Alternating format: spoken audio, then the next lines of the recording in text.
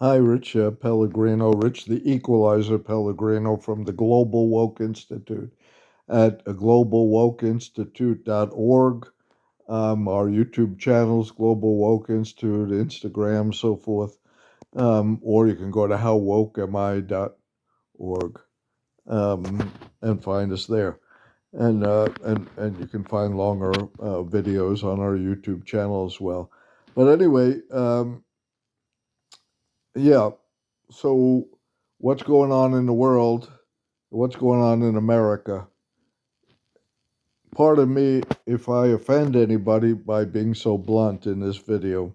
Well, really, no. If you're offended, you're part of the problem. And actually, you need to be offended and to wake up and get help.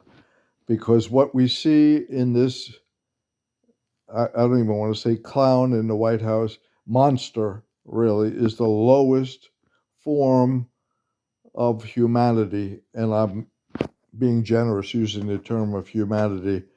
And it's sad, but it's the last dying gasp of white identified race or culture. They've chosen the lowest bottom feeding scum leader that could possibly be. I mean, there's plenty of white identified people that are much more sane, righteous, empathetic, and mentally well. But they've chosen the final, the worst example, and it really signifies the end of an era that's gone on way too long of white identified, European identified rule of America and the West and really the world in the world. It's the end. Okay?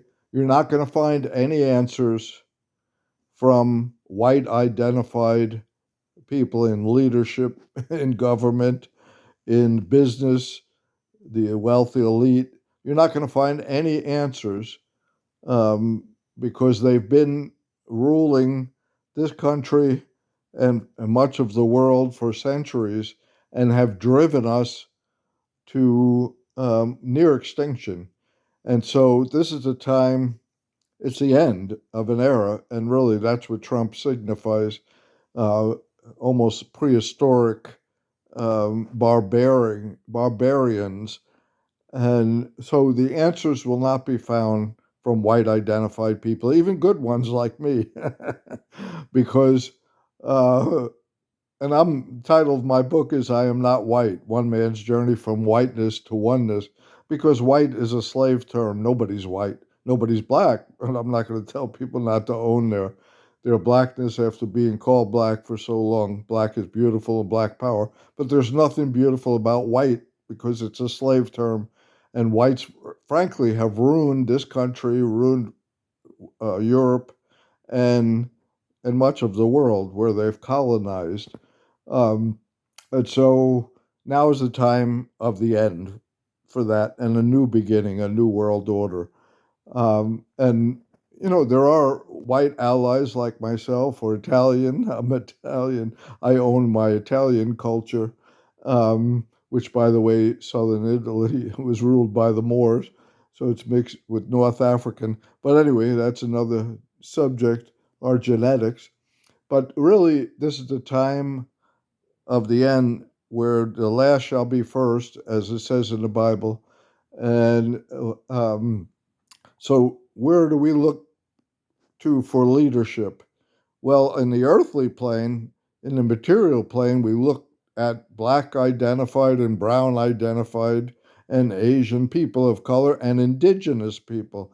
These are the people now that are destined to lead us to the promised land, to lead us to the next stage in our evolution, which we're coming out of childhood and adolescence into adulthood. And of course, in the spiritual realm, the same. All of the prophets are brown skinned, Asian, and so forth. There's no white identified European prophets as much as we want to paint Jesus in that light. And so, um, white people who are honest, white identified people like myself, who've kind of made it, who have found our authentic identity and have no guilt at all because we're not in denial. We've admitted that there's no such thing as white supremacy. In fact, uh, the white identified race, which is not even a race, and culture is probably the weakest now because it only and has only won through violence and bullying. That's weak in the spiritual realm. That's a weakness. And that's what we see playing out in Washington. All of the confusion that's reigning there and in this country. You notice there's a big uptick on white mass murderers. There's so much violence, and it's all coming out. Okay, now as the last dying gasp of, I use this word loosely, of civilization because it really hasn't been civilized. It's been birthed through genocide, slavery, and so forth. So I claim my inspiration from Black and Middle Eastern and Asian leaders here in America, from Martin Luther King, Coretta Scott King, Fannie Lou Hamer, Rosa Parks, Dorothy Baker, Sojourner Truth. Those are my inspirations. Harriet Tubman, who, again, and they got their inspiration, all of them, from Jesus, from Muhammad, from brown skinned prophets, okay, and even from Asian ones. Dr. King studied with Western Asian, East Indian Gandhi, who was a Hindu, okay? So that's where our answers, if you're not religious and you don't want to go to the scriptures, to Jesus, to Muhammad, to the Quran, to the Bhagavad Gita, then go to our homegrown prophets right here. Dr. Reverend Martin Luther King, his writings, which were inspired by Jesus, um, and by Gandhi, Hindus, okay, they have all the answers. All the answers are there on how to stop the violence, how to bring equity, how to rid the triple evils of racism, poverty, and militarism. The opposite of what's playing out in Washington right now. It's an extreme opposite. Okay, and uh, some people walk around. Some people of color thinking that they're white and that there's something good about being white.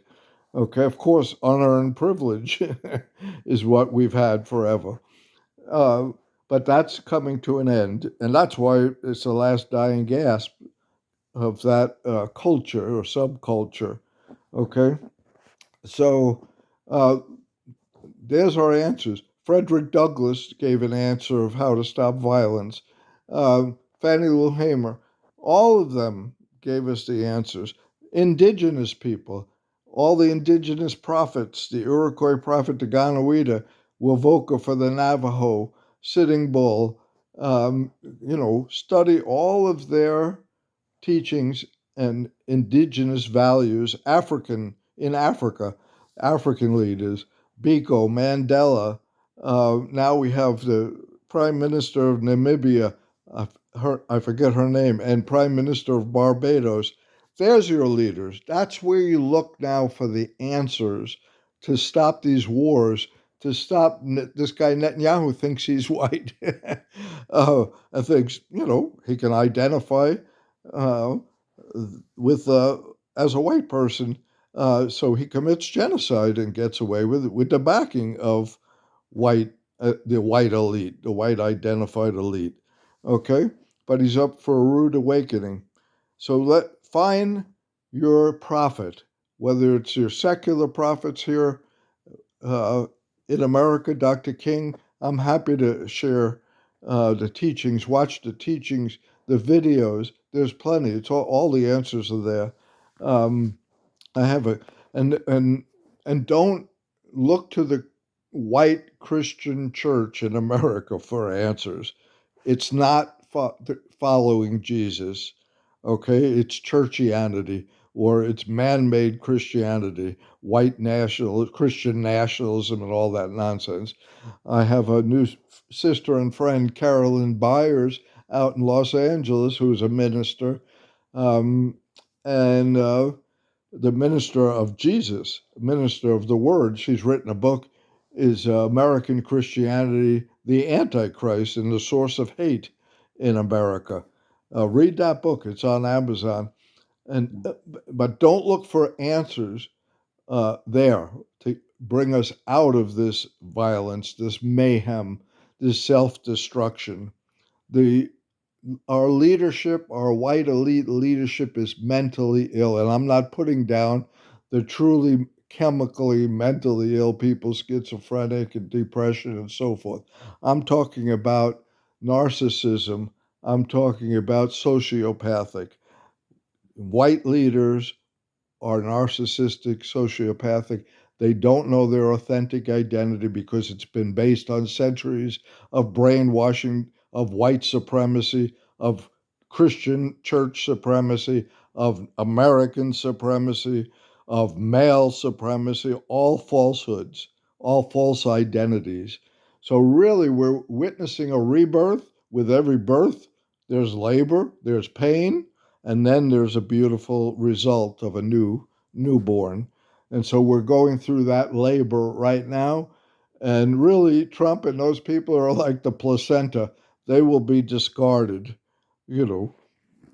But they're like the emperor's new clothes. They're on display naked now for the world because Americans, white Americans, and Americans, some people of color who want to be white, chose him.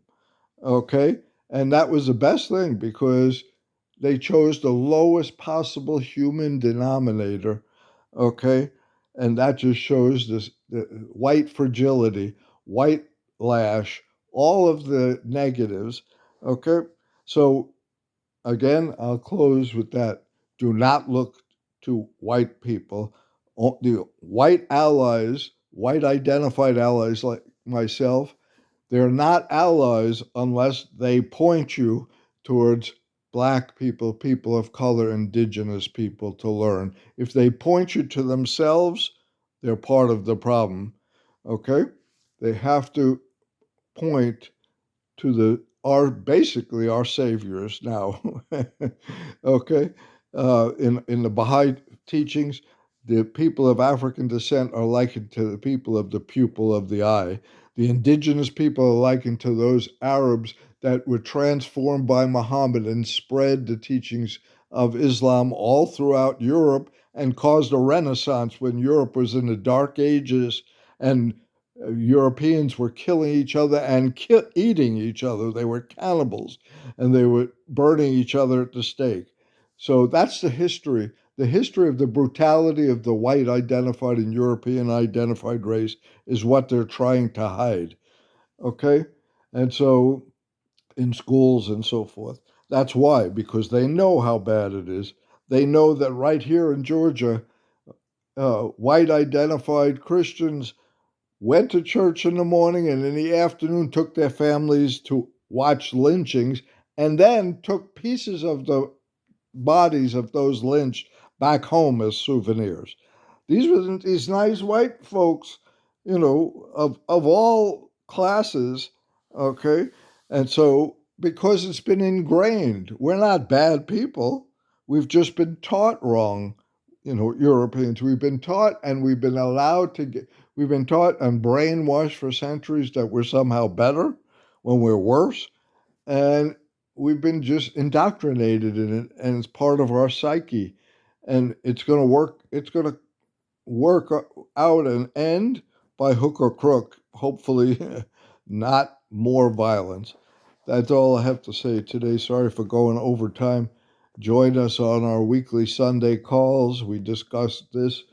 And ciao. We'll talk to you soon.